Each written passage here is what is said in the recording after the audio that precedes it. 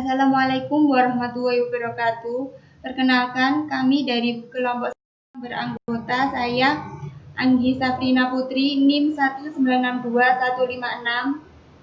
Dan saya Karisma Ayu Febriani, NIM 1962162. Dan saya Alvinda Dewi Cahyana, NIM 1962163. Kami akan menjelaskan tentang PSAK.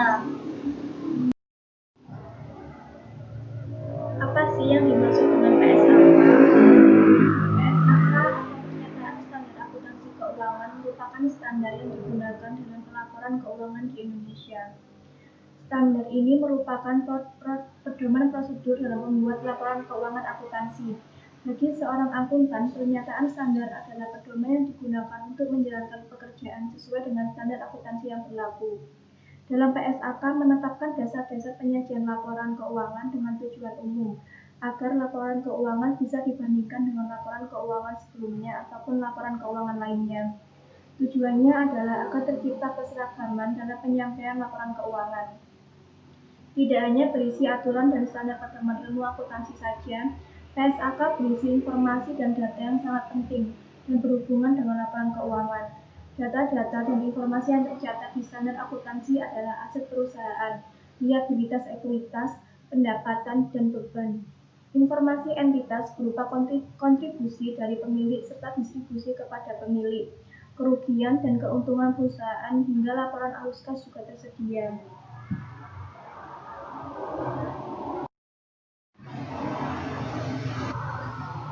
Komponen-komponen laporan keuangan. Yang pertama, laporan posisi keuangan neraca pada akhir periode. Laporan posisi keuangan atau neraca adalah salah satu laporan keuangan yang memberikan informasi tentang posisi aktiva, kewajiban, dan modal yang disajikan pada akhir periode. Laporan posisi keuangan atau neraca ini merupakan perluasan dari dasar akuntansi. Data untuk membuat laporan ini berasal dari neraca lajur. Salah satu dari laporan keuangan yang satu ini memberikan informasi yang berhubungan dengan sifat dan jumlah investasi dalam sumber daya perusahaan, atau dalam hal ini adalah kekayaan perusahaan, kewajiban kepada kreditur, dan modal pemilik perusahaan. Oleh karena itu, neraca bisa membantu untuk memprediksi waktu, jumlah, dan ketidakpastian arus kas di masa depan. Yang kedua, laporan laba rugi dan penghasilan komprehensif selama periode. Laba komprehensif secara sederhana terdiri dari seluruh pendapatan, biaya, pengeluaran, dan kerugian yang dapat merubah nilai ekuitas dari pemegang saham selama periode pelaporan keuangan. Pendapatan komprehensif lainnya antara lain keuntungan atau penurunan nilai dari instrumen derivatif, keuntungan atau kerugian yang belum direalisasikan dari aset hutang sekuritas perusahaan, transaksi menggunakan kurs mata uang asing yang disesuaikan, keuntungan atau kerugian yang belum direalisasikan dari perencanaan pensiun atau hari tua untuk karyawan. Perlu diketahui ini untuk posisi laba. Jika perusahaan sedang merugi, maka tinggal dibalik saja namanya menjadi rugi komprehensif. Laporan perubahan ekuitas selama periode. Laporan perubahan ekuitas yaitu laporan keuangan yang menunjukkan perubahan ekuitas selama satu periode. Laporan perubahan ekuitas terdiri dari saldo awal modal pada neraca saldo setelah disesuaikan ditambah laba bersih selama satu periode dikurangi dengan pengambilan price. Akun-akun dalam laporan perubahan ekuitas. Yang pertama, modal awal. Modal awal berasal dari investasi awal ataupun penambahan investasi. Kemudian laba atau rugi. Laba perusahaan akan menambah modal perusahaan, sedangkan rugi akan mengurangi modal perusahaan. Kemudian penarikan. Apabila sebagian laba diambil oleh pemilik untuk kepentingan sendiri di luar kepentingan perusahaan, maka kejadian ini akan mengurangi modal pemilik. Kemudian ada modal akhir. Modal akhir adalah saldo modal awal ditambah laba rugi dikurangi penarikan.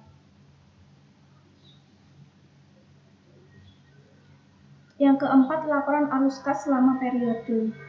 Laporan keuangan arus kas memiliki pengertian sebagai laporan keuangan yang menyajikan informasi tentang penerimaan dan pengeluaran kas suatu perusahaan selama satu periode. Hal yang bisa disajikan atau digambarkan dalam laporan keuangan arus kas meliputi jumlah kas yang diterima, seperti pendapatan tunai dan investasi tunai dari pemilik, serta jumlah kas yang dikeluarkan perusahaan, seperti beban-beban yang harus dikeluarkan, pembayaran utang, dan pengambilan kredit. Yang kelima, catatan atas laporan keuangan adalah bagian dari laporan keuangan yang menyajikan informasi tambahan atas pos-pos dalam laporan posisi keuangan atau neraca, laporan laba rugi komprehensif, laporan perubahan ekuitas, laporan arus kas, dan merupakan referensi silang atas masing-masing pos dalam 4 laporan keuangan tersebut. Fungsi catatan atas laporan keuangan adalah untuk memberikan penjelasan atau rincian dari pos yang disajikan dalam laporan keuangan dan informasi tentang pos yang tidak memenuhi kriteria pengakuan dalam laporan keuangan. Yang keenam, laporan posisi keuangan pada awal periode.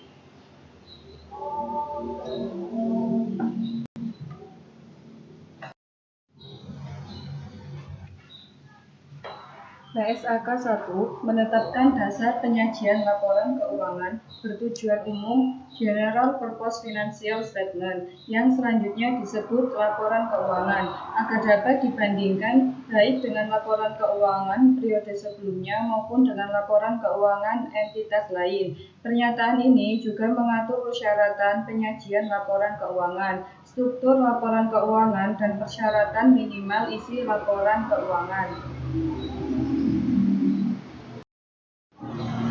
Karakteristik umum laporan keuangan menurut PSAK tahun 2003.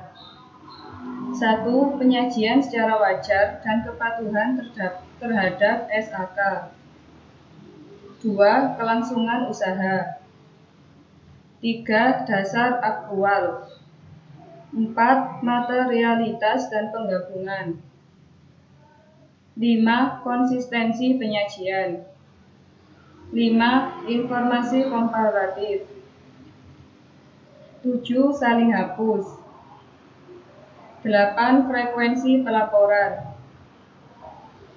Struktur dan isi laporan keuangan menurut PSAK 1 tahun 2013. 1. Laporan posisi keuangan atau neraca. 2. Laporan laba rugi dan penghasilan komprehensif lain. 3. Laporan perubahan ekuitas. 4. Laporan arus kas. 5. Catatan atas laporan keuangan. Tujuan laporan keuangan menurut PSAK 1 adalah memberikan informasi mengenai posisi keuangan, kinerja keuangan, dan arus kas entitas yang bermanfaat bagi sebagian besar kalangan pengguna laporan dalam pembuatan keputusan ekonomi. Ruang lingkup entitas menerapkan pernyataan ini dalam penyusunan dan penyajian laporan keuangan bertujuan umum sesuai dengan standar akuntansi keuangan. Pernyataan ini tidak berlaku bagi penyusunan dan penyajian laporan keuangan entitas syariah. Laporan keuangan versus laporan keuangan. Laporan keuangan merupakan unsur utama pelaporan keuangan, terdiri dari neraca laporan laba atau rugi, laporan perubahan modal, dan laporan perubahan posisi keuangan, laporan arus kas. Pelaporan keuangan meliputi laporan keuangan dan cara lain untuk melaporkan informasi. Pelaporan keuangan terdiri dari laporan keuangan ditambah prospektus, peramalan manajemen, penjelasan mengenai dampak lingkungan dan sosial yang diakibatkan pelaporan. 5 jenis standar akuntansi keuangan yang ada di Indonesia. 1. PSAK IFRS. Pertama yang berlaku di Indonesia adalah PSAK IFRS. Adalah nama lain atas standar akuntansi keuangan atau SAK yang dipraktekkan oleh IAI di tahun 2012. PSAK IFRS digunakan oleh sebuah badan usaha yang meliputi jenis akuntabilitas publik, Jadi dapat diartikan bahwa badan usaha tersebut telah terdaftar atau sedang dalam proses mendaftar di pasar modal sebagai emiten. Beberapa contoh badan usaha yang menggunakan PSAK IFRS adalah asuransi BUMN, perbankan, dan juga perusahaan dana pensiun. 2. SAK ETAP. Ada juga macam SAK entitas tanpa asuransi publik yang disebut SAK ETAP. SAK yang digunakan oleh entitas yang memiliki akuntabilitas publik tidak signifikan. Laporan keuangan entitasnya juga berguna untuk memberikan tujuan umum kepada para pengguna eksternalnya saja. 3. PSAK Syariah. Tujuan dari PSAK Syariah adalah untuk menyelenggarakan beragam lembaga yang memiliki basis syariah di Indonesia. Sebagai contoh dari lembaga yang berbasis syariah di Indonesia adalah Badan Zakat Bank Syariah dan juga Penggadaian Syariah. Pengembangan dari PSAK Syariah disusun dengan mengacu pada fatwa yang dibuat oleh MUI. 4. SAK EMKM. SAK EMKM ditujukan bagi entitas yang belum mampu memenuhi persyaratan akuntansi.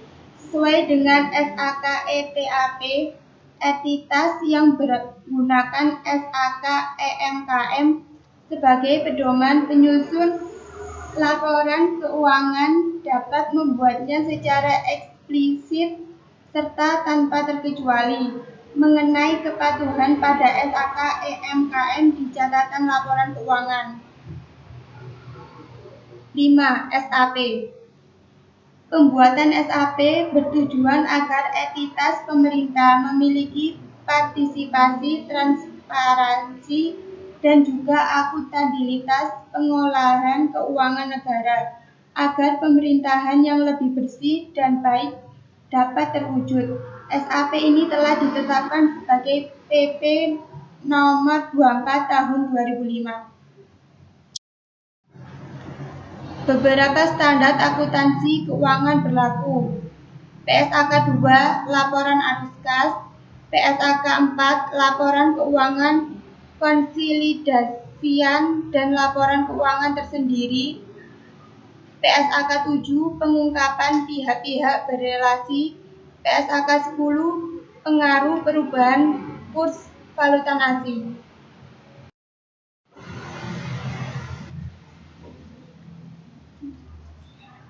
Sekian dari kelompok 1.